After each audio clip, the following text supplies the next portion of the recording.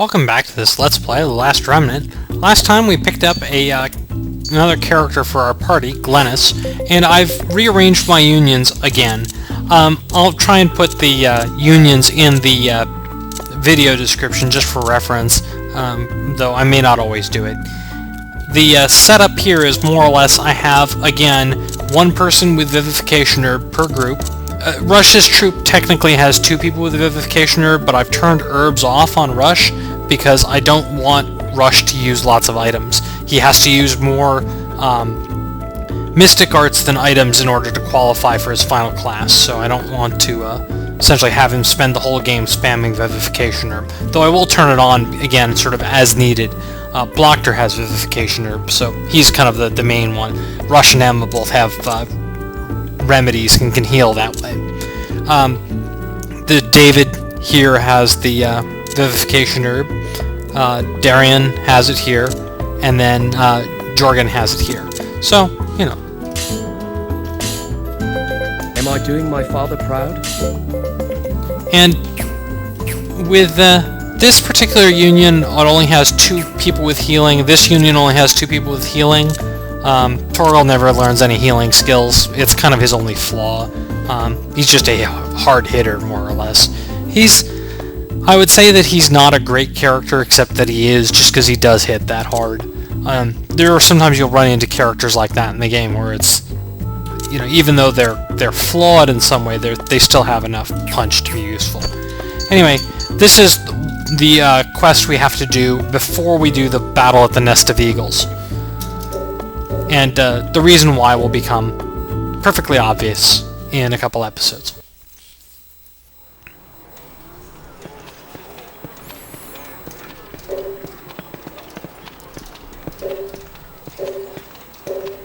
And this soldier more or less says there's a monster in the ruins that is, you know, killing soldiers and stuff. Bravery and Loyalty is the quest. This has been available for quite a while, and I just haven't bothered with it.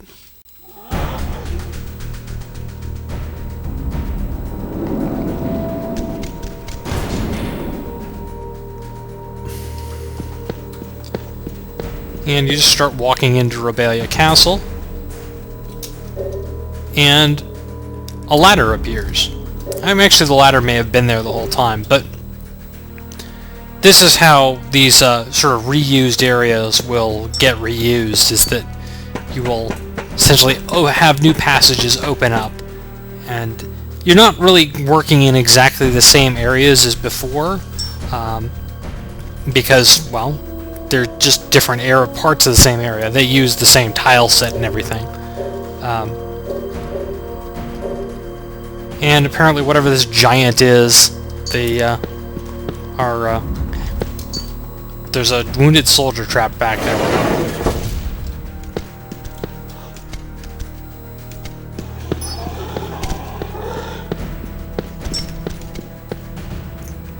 We head into Central Tier.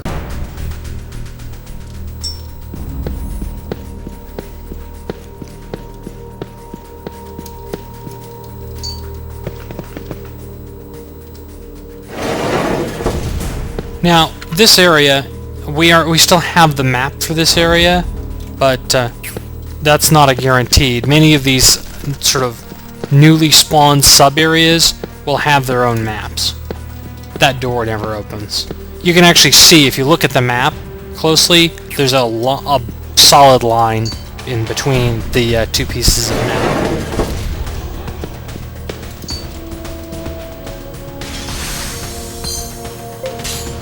Just a bunch of potion materials.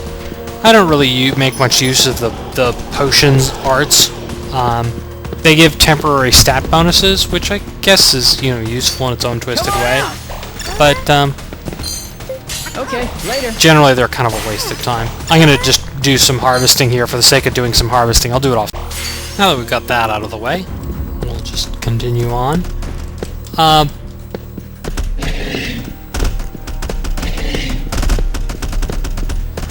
The various types of... that was sort of a rock type of digging point. They give Mr. Diggs different kind of XP. So since I've been doing almost nothing but dive points, he's almost at full XP there. Eventually it's going to get to the point where I'm going to need to dig something else just to give him, to get him more efficient. Maybe not super important, but anyway. Here's where we're going.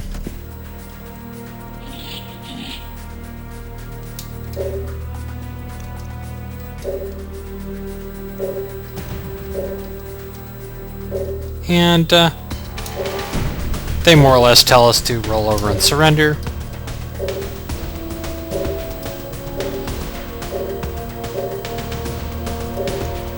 And he threatens to kill us hostage. And she says, well, do it. You're not going to scare us away.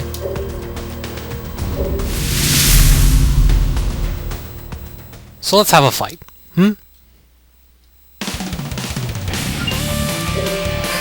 And it says, defeat the 3rd Committee forces. And there are 2 Blackwings here. These are more of these Spirit Lord types. And honestly, I think I may just sort of try and ignore them. You don't have to kill them. You only have to kill this sort of central group here, the guy with the guy and his giant.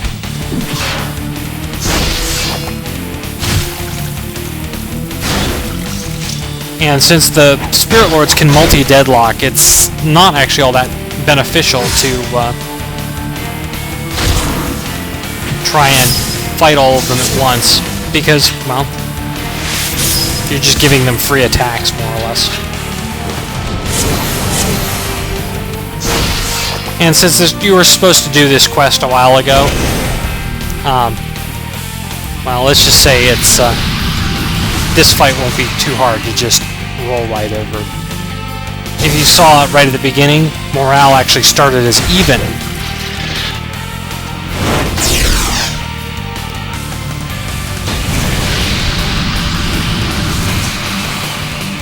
And their curses are so weak that we're actually just resisting them.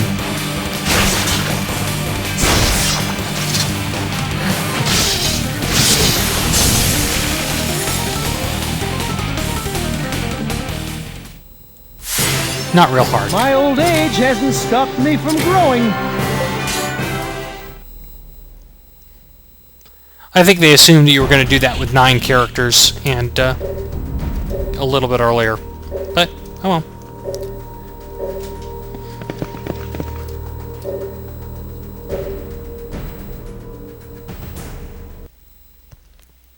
Doing that quest also gives you access to that other part of Rebellion Castle.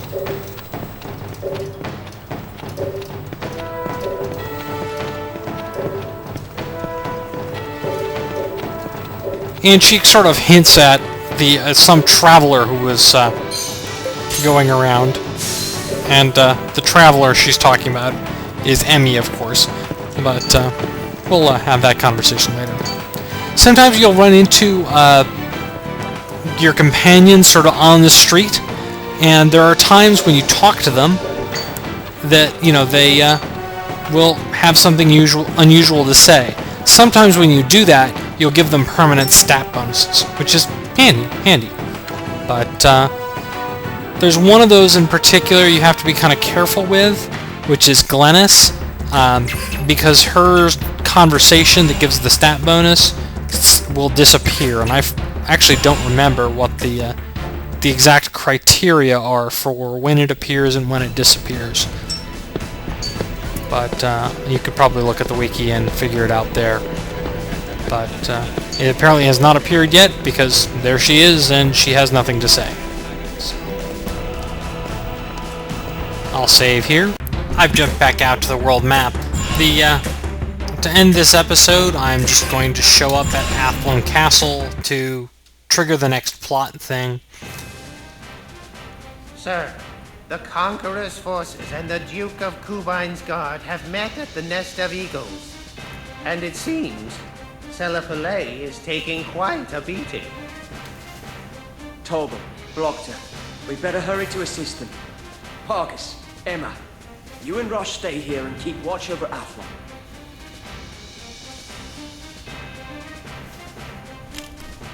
Lord David, if I may speak. The Conqueror raised an army and attacked Selipole without giving us a second thought. Our enemy's strength and impudence are clear, as are the consequences of this battle. If Selipole falls, Athlum will be next.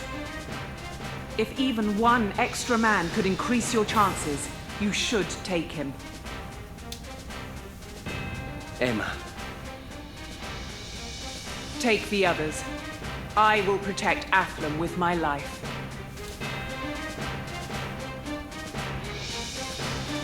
Understood.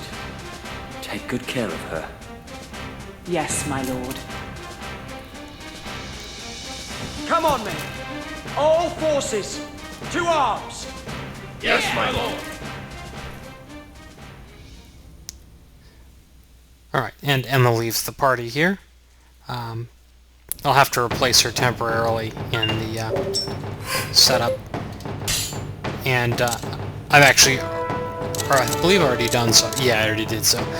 For this next fight, which is going to take up probably an entire episode unto itself, and I know this episode's already running a little long, but I shall we strive are to do my best. going to throw out that whole thing about being purposefully inefficient and grinding and just try to win, because, well, it's not an easy fight.